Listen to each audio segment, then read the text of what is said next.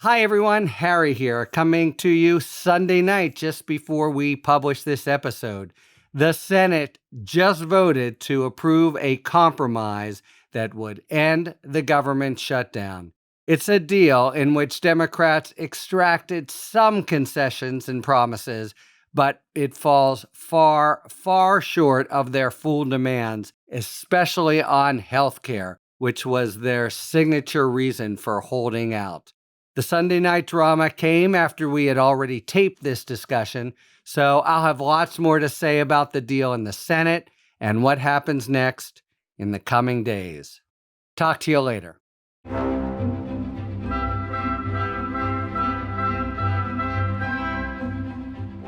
Welcome to Talking Feds, a roundtable that brings together prominent former federal officials and special guests for a dynamic discussion of the most important political and legal topics of the day. I'm Harry Littman. It didn't take long after polls closed on Tuesday for commentators to start jumping over each other to capture the magnitude of the night's Democratic victories. Wipeout, blowout, spectacular night for the Democrats, big blue wave election. Team Blue won not just the marquee races in New Jersey, Virginia, New York City, and California, but also small, unheralded contests across the country. In each state, districts that had swung to Donald Trump last year now voted against his party, often by surprisingly lopsided margins.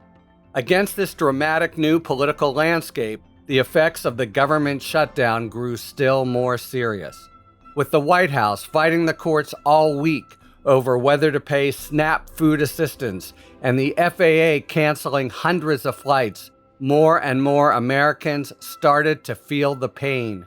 In the Senate, both parties spent the weekend sizing up a deal to sift through a banner night for the Democrats, a shutdown that seems increasingly untenable, and the longer-term prognosis for next year's elections. We call on three terrific journalists and political commentators, and they are Emily Bazelon, a staff writer at the New York Times Magazine. She also co-hosts Slate's excellent Political Gabfest podcast, and she teaches at Yale Law School, where she is the Truman Capote Fellow for Creative Writing and Law. Emily, thanks as always for joining. Happy to be here with all of you. And a first-time contributor, always fun to say that at Talking Feds, David Weigel. Dave is a politics reporter for Semaphore, where he writes a weekly newsletter called Americana. Previously, he covered national politics for many years at the Washington Post. Before that, at Slate, Bloomberg, and Reason magazines. Great to meet you and great to have you on Talking Feds, Dave. It's good to be reunited with Emily from our Slate original podcast days. There you go. She's a professional podcaster. I would occasionally, come on a show and wreck it, but yeah. And an excellent one. Although, okay, now let me ask you. What's the creative writing part of the Truman Capote Fellowship? Oh my Just God, curious. We're really getting into the weeds. I teach writing to law students. It's really more like essay writing than I see. Then, creative yeah. writing, but that was the title they came up with. Let's hope that Truman Capote is okay with it wherever he is. Yeah, he could be a little sensitive. Okay, and the Rick Wilson, a political consultant turned political writer. Rick is a co-founder of the Lincoln Project, a lifelong Republican. He was an early critic of President Trump and has turned his expertise into a steady onslaught of online ads highlighting the 45th president's iniquity. He came to San Diego for a one-on-one conversation that brought the house down. Thank you again for that. And thanks, as always, for being on Talking Feds. Great to be with you here. I think it's already being forgotten, maybe, how nervous Democrats were about several of Tuesday's elections heading into them. What's the first result or return you saw that made you realize this was going to be a blowout evening for the Dems? I think that it was the results in the governor's race in New Jersey, because it seemed like the polls were kind of tight in Mikey Sherrill's race, and then she just really blew out her opponent. And so that suggested that the Democrats had a wider margin than at least I expected.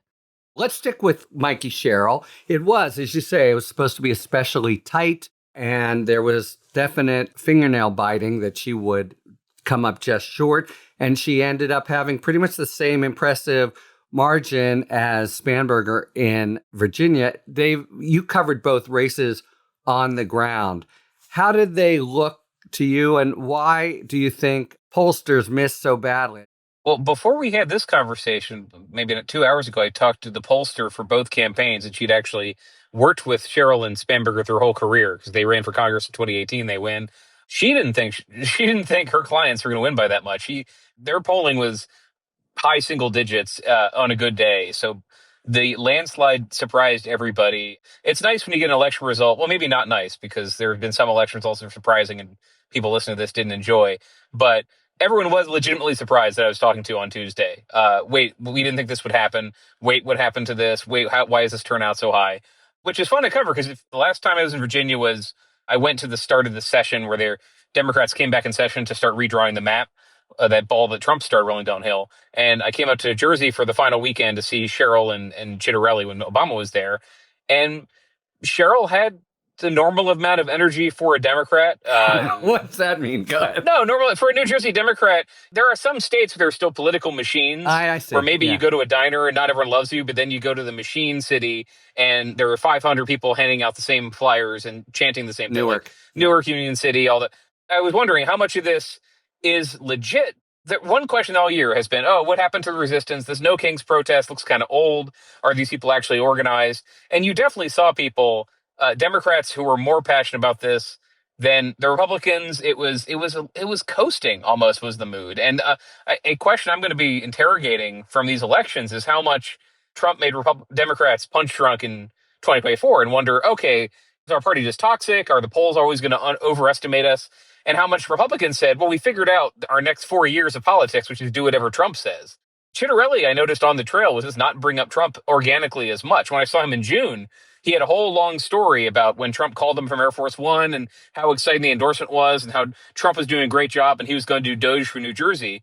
And I listened to him over the weekend, 12-minute campaign speeches, did not mention Trump. It was all, I'm really from New Jersey. We're going to get rid of sanctuary cities. It was a Trumpy message. But I did in my notebook say, interesting. I think I circled Trump ? And then a little line through it because I was expecting to bring it up and he never did. That was kind of a tell that actually there is gravity still, and the president was actually unpopular and it hurt Republicans. Yeah, well put, Rick. So, what is your sense? Do you think there was a very late break for the Dems and against Trump generally? Were people wrong leading in, or was there, in your sense, a really late break blue? So our internal polls at Lincoln were showing, that both would win, but we did win, and we were very close on Spanberger, but we did undercount Cheryl. And I do think one of the things that's happening here is as these races came to a close, we were also starting to have people in the states feel the real impact of the shutdown. They were starting to really sense that the unspinnable nature of prices going up and the economy feeling much worse for people. And because Trump is the center of gravity of the entire Republican Party now, it's a lot harder for people to say, oh, well, maybe my Republican candidate will be able to disconnect from Trump in some way. And it just hasn't been the case anymore. And so I saw a lot of these folks doing their very best to sort of separate at the very end, but it just wasn't going to work. I mean, Sears and Chitterelli were both, well, neither one of them could be said to have been like a hard Trump supporter in the race, but, they didn't have the ability to wash it off. And so, Trump's unpopularity and the deep unpopularity of both the shutdown and the tariffs, I think really helped both candidates at the close. There was an article in the Wall Street Journal that was really arresting. It seemed like the very cohort that, to people's surprise and chagrin, had gone for Trump in last election, they were the exact people who deserted. So almost as if we're back to where we were before. I just want to remind listeners that it's a smaller electorate. It's an off-year election. So it's not exactly the same people. Almost off year, right? Yeah, off year that traditionally benefits the party that's out of power. And we know from the last few cycles that Democrats tend to do better when there's lower turnout at this point, which is kind of counterintuitive from the past, but is a shift that's going on. So anyway, just to add that to the stew. Yeah.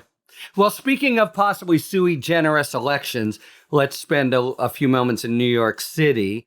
People thought that Mamdani was going to win, although record-breaking. That's, I think, a general theme, the high turnout.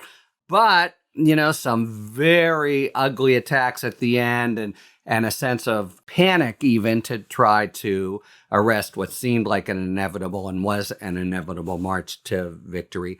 Thoughts about the result and especially the final stretch? Two things. Yeah, and I was there Sunday, Monday, so right before the election. And I was with Cuomo at a black church in a neighborhood he won in Woodlawn in the Bronx. Mm-hmm. And very polite, yes, we're going to vote for you. And as he went out, there were people in the neighborhood coming to meet him and saying they missed him, they missed his dad. Older people and he won them. That made sense. Mamdani, I only saw a little bit on the trail this time. I'd covered the primary and just surrounded by people just wanting to touch the hem of his garment. And you could tell there's been a Beatlemania around Zoran for 6 months. But so on turnout quickly, so Mamdani got more votes than any candidate for mayor of New York since John Lindsay in 1965. But Cuomo got more votes than any candidate for mayor since Rudy in 1993. Cuomo ends up with 800-something thousand votes. He broke any other year in the last decades. That would have been enough to win. So this is sui generis. I agree with the way you were putting it. The turnout was not. Turnout was high everywhere, and people are getting more involved. I think that's the nationalization of politics, the atomization of media, all the exciting things that we're all scared of talking about. People are just hyper engaged in all these races in a way that it used to be harder to get people to care about an off-year election. And you're still getting less local news.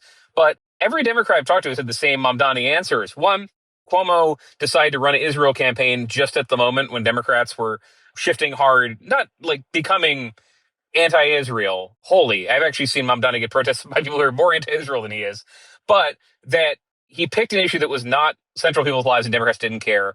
And then every Democrat was running like Mamdani on affordability. The smart ones were doing it on specific issues to their area. So in New Jersey, it was Mikey Sherrill. Her first ad was talking about lowering electricity costs, and she did 6 months of that, electricity rates. In New York, it's everything. Everything costs too much money. The rent costs too much money, so he's going to freeze it. Groceries cost too much money to the city-owned grocery stores. And Democrats don't want to run on the entire Mamdani agenda, but they do say, okay, this is it. Every state we're running, and now that we're not the party in power, we just say, here's a thing that's cost too much. Here's the thing I will do.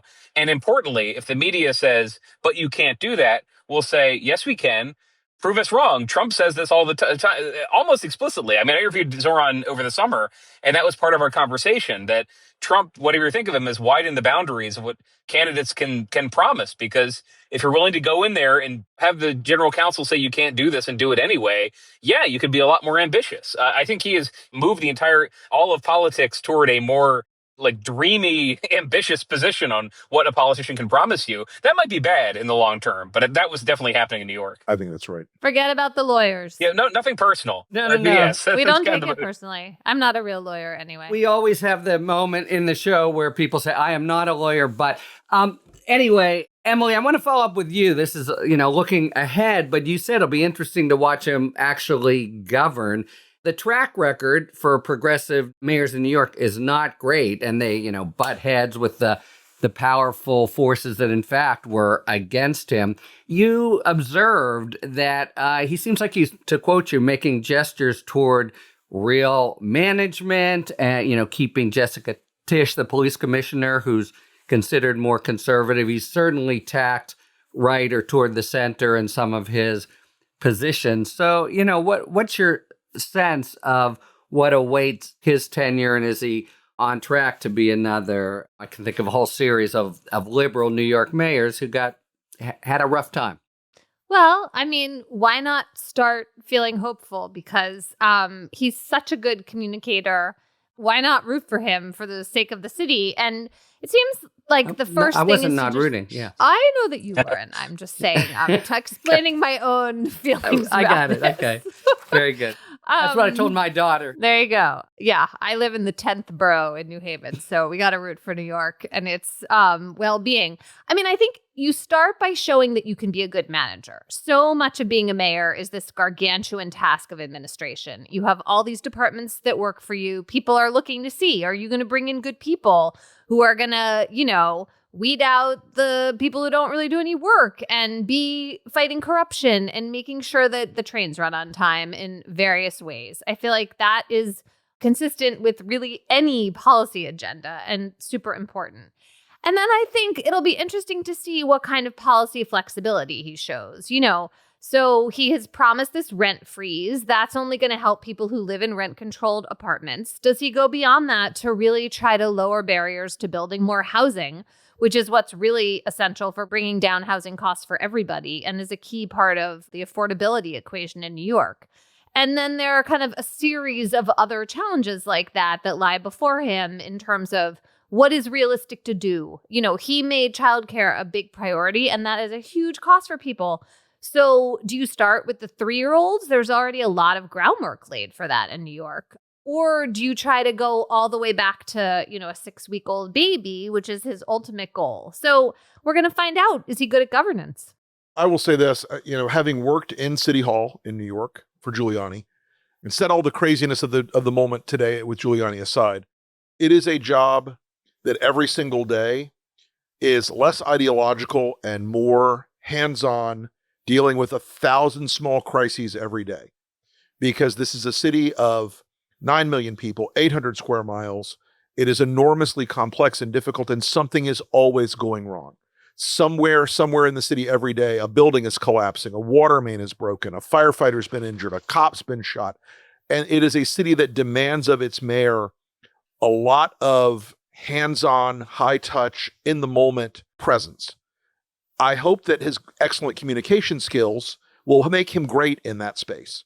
I do worry that, he will encounter a lot of the things in the city that are much less tractable to good communication and good TikToks, and more of the things that are just the grinding, frictional nature of being mayor.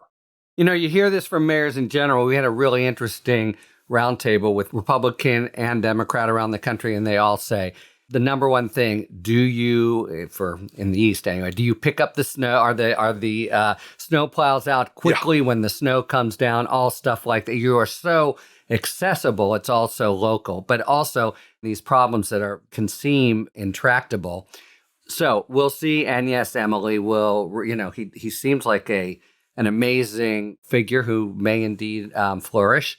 Okay. So just closing out the night, Dems kind of won everything, including different races. The AG who had some trouble in Virginia pulled through. My own native Pennsylvania, the 3 Supreme Court justices returned. Are there any results we haven't talked about that you want to highlight as bellwethers or as just important in and of themselves, apart from the marquee races? I would quickly add Pennsylvania, where Josh Shapiro, governor of Pennsylvania, who very ambitious, like a lot of Democrats right now, invested early in these off-year races that included retaining 3 Supreme Court justices. And 2 interesting things about that were, 1, Democrats did very well. They won those by landslides. They flipped a lot of swing counties. And 2, Republicans did not engage very much. And that's the thing that came out talking to Shapiro and his advisors. They were ready for Republicans to put more money in. They were ready for Trump to come and have a rally to boost people. And it never happened. And so they did better. They did some persuasion, and they did good turnout among their own base, which is important in Pennsylvania. Democrats have been losing ground for years. But then also, what was up with Trump? How disengaged was he? How much was he focused on the ballroom versus anything relevant to his party? Very much. He was very focused on ballroom, not at all in Pennsylvania. I think he wrote 2 True Social posts the entire campaign for something that, had he won, had Republicans gotten rid of those judges, would have made it easier for J.D. Vance to win in a couple of years. They also very much expected that Jeff Yass, who is a Republican mega donor and one of the owners of TikTok, was going to roll in there. I was told that they expected Jeff Yass to put in $30 to $50 million, and he put in about $1 million. So I don't know where that disconnect occurred. What's surprising about this is, these are such important races. And in other states like North Carolina, Wisconsin, we've seen tremendous investment in state Supreme Court candidates and a sense that both parties understand the stakes are high. So I'm surprised to hear that. It's almost as if the R's were thinking, this isn't our night, and, we're keeping their head down. Trump, I think, didn't do all that much in Pennsylvania, but everywhere, he's thought of as the party's strongest get out the vote tool. Was he just too interested and busy in the ballroom, or did people kind of keep him off the hustings? I think the money that Rick talked about was more important, and he only at the very end put some money into some races. How much does he care about the health of his party as president? Now, he has not been trying to recruit a challenger to Susan Collins or hurting the party like he did in the first term.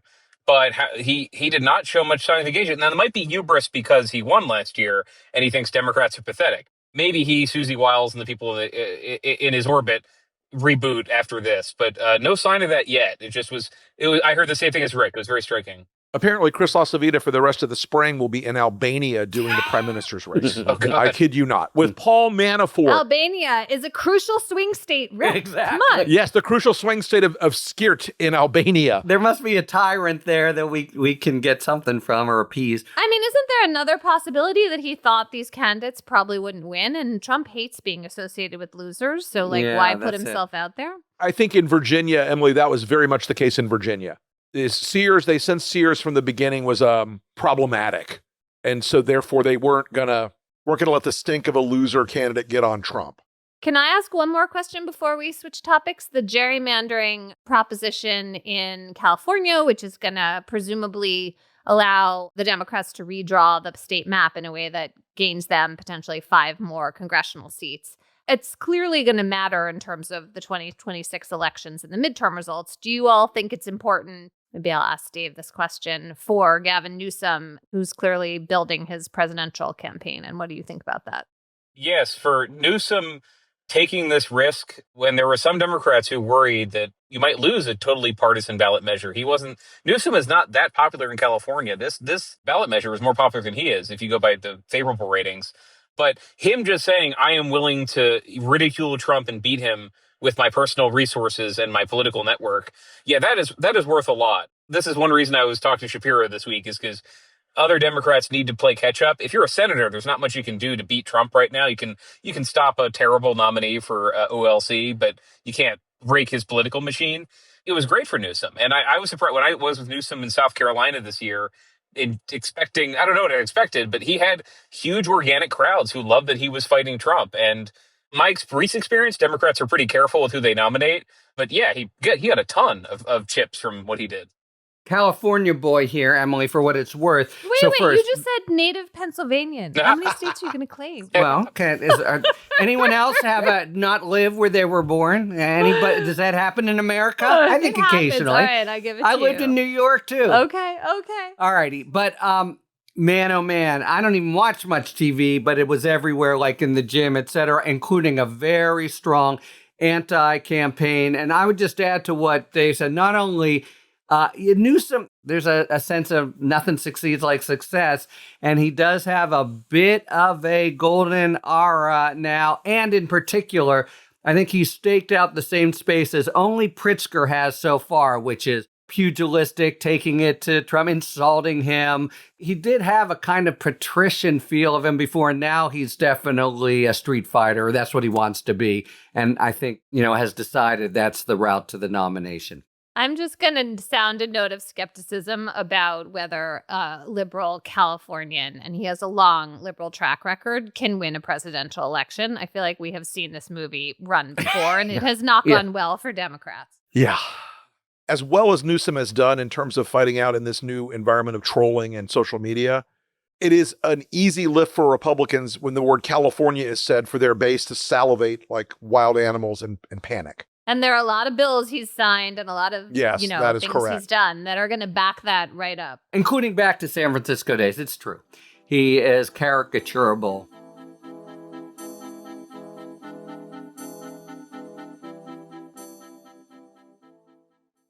All right, it is now time for a spirited debate brought to you by our sponsor, Total Wine and More. Each episode, you'll be hearing an expert talk about the pros and cons of a particular issue in the world of wine, spirit, and beverages. Thank you, Harry. In today's spirited debate, we dig up the dirt on the agave plant to find out the difference between tequila and mezcal. So first things first, tequila is a type of mezcal. much like bourbon is a type of whiskey. In general, tequilas are mezcals, but not all mezcals are tequilas. Allow me to explain.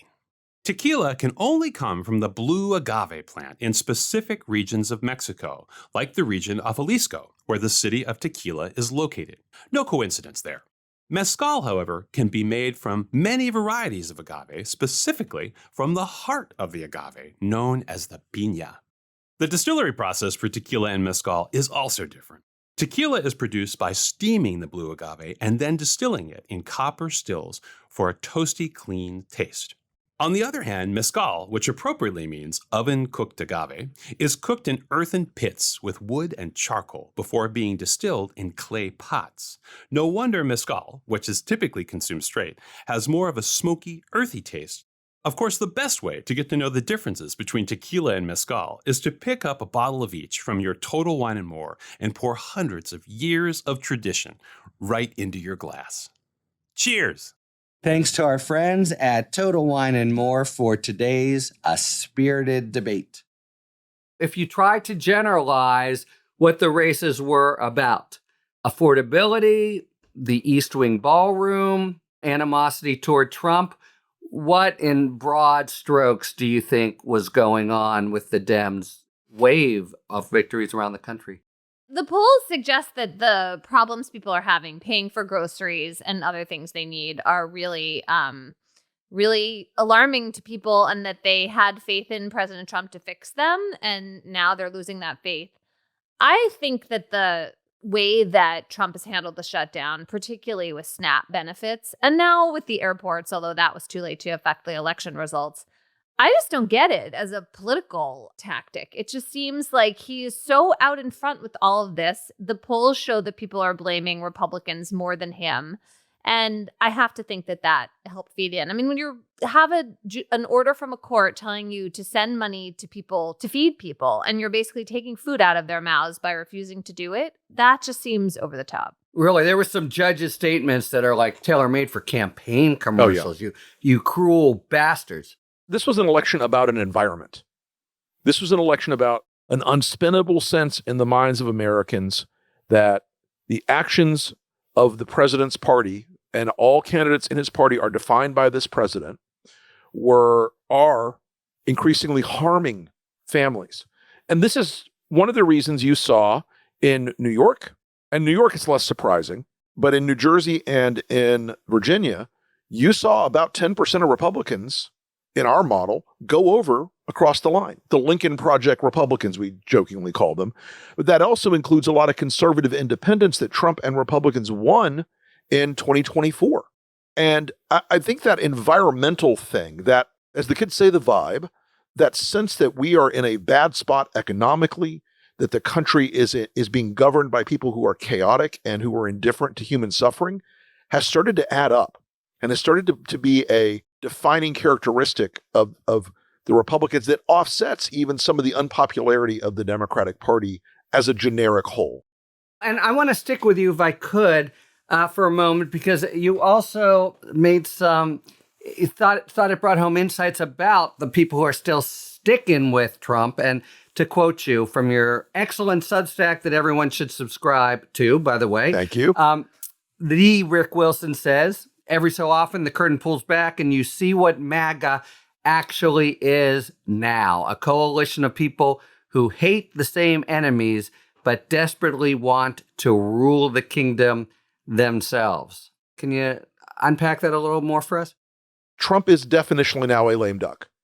His time as the singular defining feature of the Republican Party in an affirmative way, look, it's still dangerous, and they will still be dangerous for a long time, Harry. But that idea that Trump is this singular figure who will command everyone at the expense of their own political future, that is starting to crack. That's why you see Ted Cruz out there trying to ring this alarm bell. We can't do this anymore. We can't do this anymore. Marjorie Taylor Greene. And is it performative on their parts? Of course it is. If he calls them on the carpet, will they go back down, and bend the knee? Of course they will. But they're starting to understand that this is no longer a world where he will be there forever. And when he goes, the Civil War is going to be, I think, truly astounding.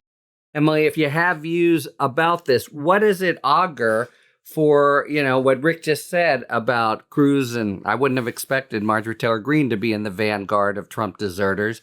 But, he governs on a razor's edge the whole time. All of his terrible cabinet nominees were, skin of their teeth in part by a final terror campaign. On the other hand, and you talked about this yourself in the Slate post-election show, he still retains maybe more power to frighten them than to alienate the general electorate. But do you see some possibility of erosion of what is a really close governing coalition among what's been a totally supine Congress? Do you see any Republicans kind of tiptoeing away? Yeah, I think the examples you gave are some early indicators. It is still absolutely true that the dynamic of fearing a primary challenge from the right, from someone Trump enables, is a real concern. But I want to go back to the word gravity that both Dave and Rick used earlier. It does feel like this is kind of normal politics, that we've had this 10 months in which Trump has been so successful at just bulldozing through everything, just flooding the zone in so many ways. I can't even keep up with just my legal part of the story. And this felt this week like the combination of the elections and the blowback from refusing to pay SNAP benefits, and then also the Supreme Court oral argument in the tariffs case. I don't want to read too much into the questions, but it did seem like let's read. If Rick doesn't mind, yeah. That's fine. Yeah, a couple of the conservative justices seemed deeply skeptical of the government, especially Justice Gorsuch, and he was making a really fundamental argument about Congress and the power of the purse, and how if you take away the power to tax, which, he was basically saying that a tariff is a tax, which is true, if you let the president take the power to tax from Congress, or you let Congress give that away, which is the Trump administration's reading of this statute that Trump's relying on, this emergency statute, IEPA for short, then Congress isn't going to be able to be a co-equal branch. And also, and this was so crucial because it was so realistic, Gorsuch said this is a one-way ratchet because in order to change this law... Stunning that he said this. Right. Stunning. In order to change this law, Congress would have to have veto-proof majorities because no president is going to willingly give away this power that Congress has presumably given him. And I just was like, oh my God, they live in the same universe as me. Was it a Halloween thing? What happened? Exactly. Yeah. It was surprising to watch Neil Gorsuch and Sotomayor essentially arguing the same exact angle on whether Congress even had the power to give him this on the basis of these sort of paper-thin emergency declarations, whether Congress even had the power to do this. And I was like, which one of these has changed? I'm trying to figure it out. Well, Justice Gorsuch actually has cared about this for a while, yes. Right? He has this idea of the anti-delegation doctrine. There are limits to what Congress can give away. We've seen him say that before. However, previously, and Harry, you can correct me if I'm wrong, he was talking about administrative agencies, right? The sort of boogeyman of the deep state. This was the presidency. And of course, the president, it's all the executive branch. It's really true. And Yes. It had seemed with him that maybe it's all just a shill for more and more and more executive power. But no, that's not how they were going. Maybe they understood this was such a big moment. And it is true that you had the non-delegation doctrine that he's been interested in. Congress can't give it all away. And also their forcocked major questions doctrine comes back at them because this is obviously a major question Congress didn't mention and the like. And I'll just say that I was on one of these shows, what's going to happen? And I said, this really seems like a toss-up to me. Steve Vladeck said the same. And there was a great piece in the Wall Street Journal tracing a kind of predictions market. And it was 50-50, 50-50, or argument 80-20. So, it was the very rare big case where it really felt different once you heard the oral argument. And the same thing we're waiting with bated breath on in the Illinois case. Maybe they actually see where the stakes are huge. We'll see. I mean, right, we should just caveat Totally, this because totally. you can ask Yeah. a lot of skeptical questions at oral argument. Yeah, And 28 times burn, 29 times shy. Exactly. Right. It's not like we've got a great track record of underestimating their ability to bend the knee. Yeah, but I really appreciate that departure. I had what came into my house for a second. Okay, let me ask you another kind of future-looking question. So the conventional wisdom, Rick, I think you've expressed this sort of idea is that the last time the Dems were, had a sort of edge, they squandered it, especially with a lot of pretty left-wing policies, you could say, that splintered them, alienated the center. How do they avoid that now? It's that one word you said, Harry. It's policy. As we were talking about earlier in the show, the idea that Democrats were now just asserting, okay, problem X is a real problem for families. I'm going to fix it by doing Y. Even if Y is impracticable or unaffordable or illegal or whatever it is, that assertion of power to do things for people is really important. And if you get into the whole, please read my energy policy paper, Appendix 4, Section 14, eyes will glaze over.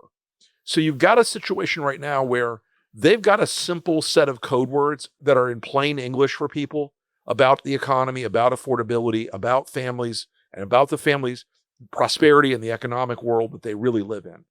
If they get back into, and by the way, the thing about affordability is really about climate change or what have you, they will lose. Republicans will turn the thing back onto the culture war track, and it won't go well. Well, Emily, you talked about, again, excellent Slate podcast. Everyone really check it out. But the discussion was in advance, should people be running like Spanberger or running like Sherrill or running like Mamdani? And the litmus test was, how much do you make the race about Trump? But then Democrats of all hues won convincingly. So, you had some interesting thoughts on this with your Slate colleagues. Do the results end some of that infighting and agita? Does the distinction matter less to voters than assumed if it's all Trump, and, really that's going to be the defining factor, going forward?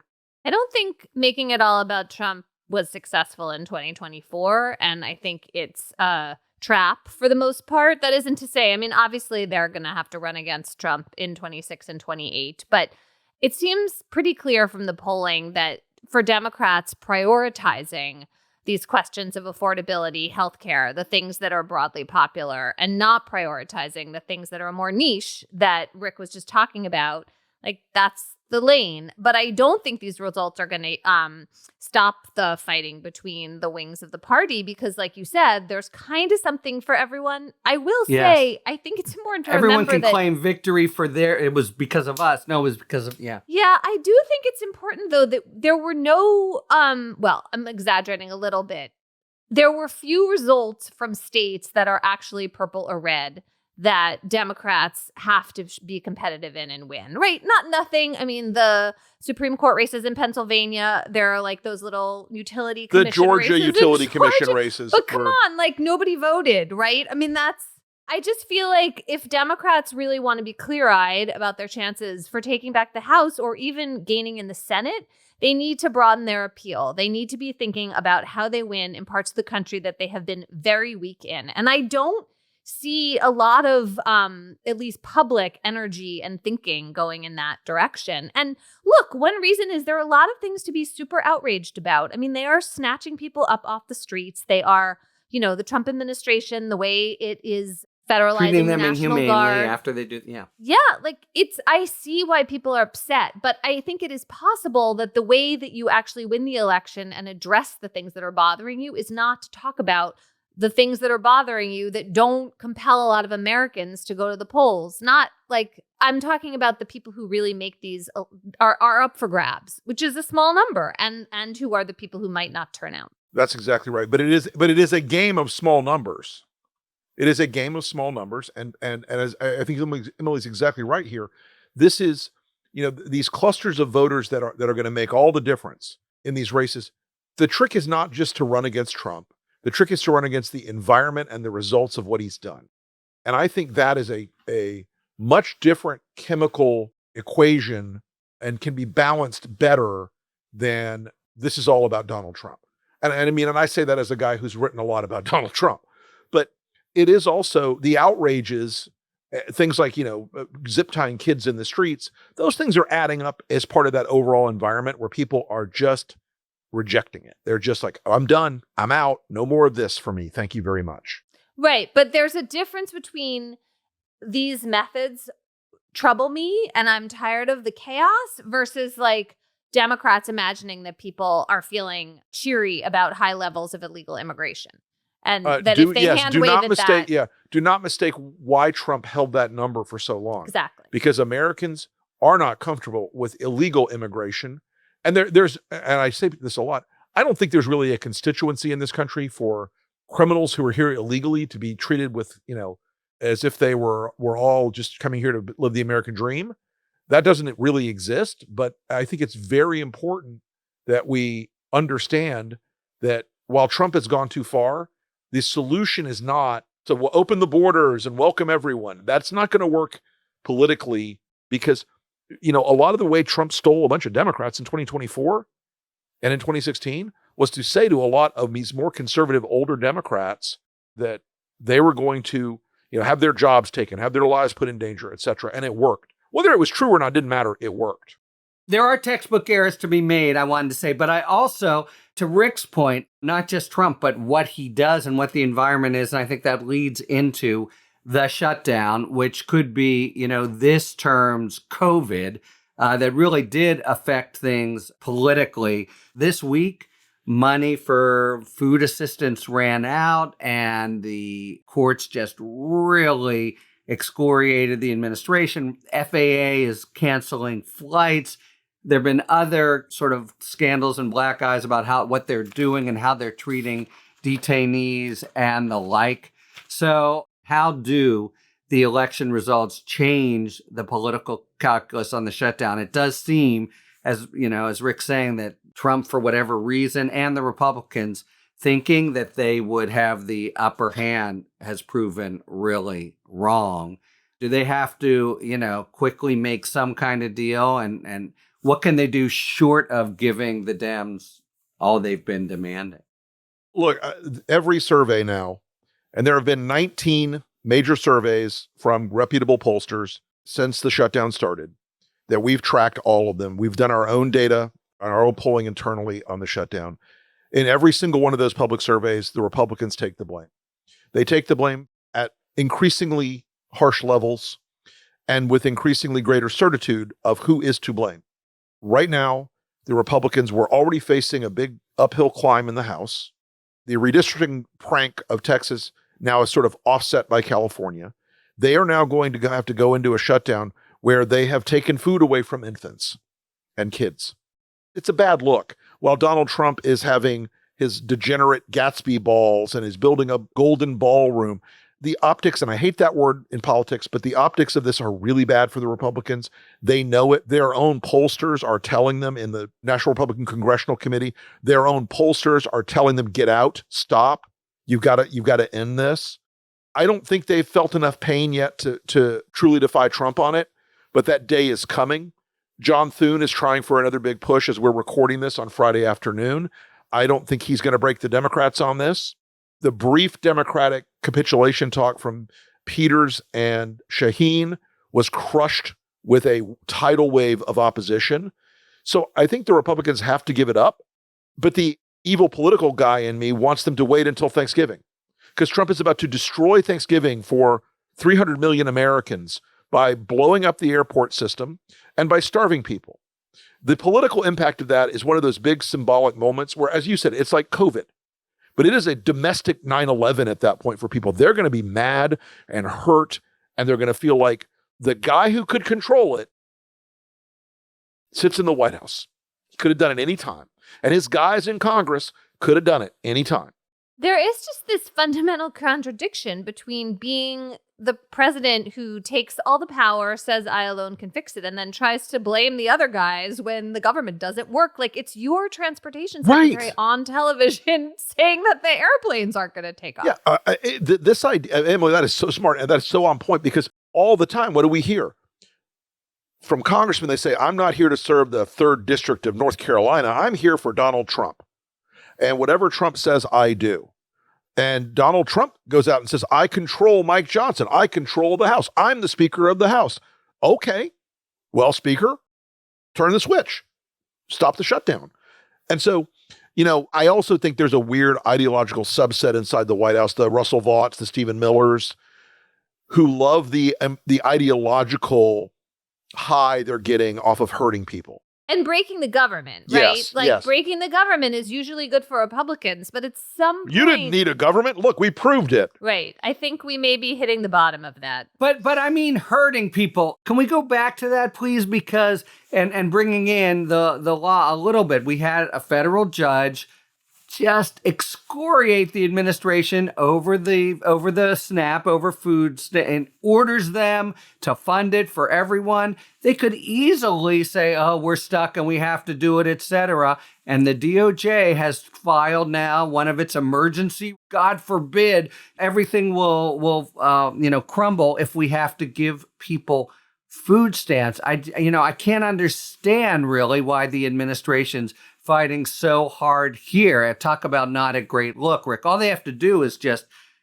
say, oh, we're being forced into it by a liberal judge, but they're really fighting. Right. Look, they can afford to give ICE and DHS $30 billion to keep operating during the shutdown, right. But and they can't afford and $40 billion to Argentina, and they can't afford $6 billion to feed hungry children. Aren't they behind, too, in terms of how they're thinking about the recipients of the SNAP benefits? Mm-hmm. Like, there's this idea this is a Democratic program and it's only helping Democrats in cities. 65% of the people who are on SNAP are in red congressional districts. Exactly. We have a lot of non-college educated white people who vote for Republicans who get SNAP benefits. In Florida, in 67 of Florida counties, the people who are on SNAP in those counties range between 13 and 26% of the people in those counties. And Florida is a Trump state. In Miami-Dade County, there are almost 1 million people on SNAP and almost 1 million people who are on ACA coverage plans, and they're all screwed right now. And they voted for Trump because you know why? No soy comunista. Well, you might want a little of that communism now, right? Yeah. I mean, literally food on the table. Yeah. All right. We'll see how this plays out and if this is the last Talking Feds during a shutdown. And it does seem like the pressure is much heavier on the R's. We're about out of time. A great conversation. Thank you, everyone.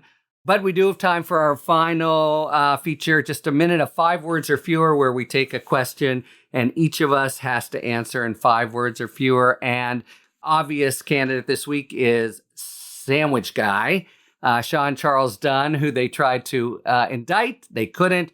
They took a misdemeanor charge. Notwithstanding video that went across the country, he was acquitted. So the question is, what sandwich will Subway create now for Sean Charles Dunn? 5 words or fewer. Anyone? The Janine Pirro. Oh, I like it. Should we just say that's a U.S. attorney in D.C.? Yes. That's the case. Yeah, that's the one who brought it, right. Also known to many of our listeners as Judge Box of Wine. Yeah. I was going to say the Fighting Ice Hero. Which I feel like yours is better. I like though, it. Rick. Actually, I like that. I like You that. do? Okay. Because he's kind of a nerdy guy who turned out to be the hero of this Right. amazing Yeah, story of overreach. I mean, also hero for Subway sandwich. I couldn't resist. I had a different take on the question, which was its contents rather than its name. But I'm going with open-faced mustard and relish. Thank you so much, Emily, David, and Rick. And thank you very much, listeners, for tuning in to Talking Feds. Just a quick note, as you may have noticed, David Weigel dropped out because of technical difficulties, so he wasn't with us for the second half, or 5 words or fewer, and we'll hope to have him back on another Talking Feds. If you like what you've heard, Please tell a friend to subscribe to us on Apple Podcasts or wherever they get their podcasts, and please take a moment to rate and review the show. You can also subscribe to us on YouTube, where we are posting full episodes and my daily takes on top legal stories.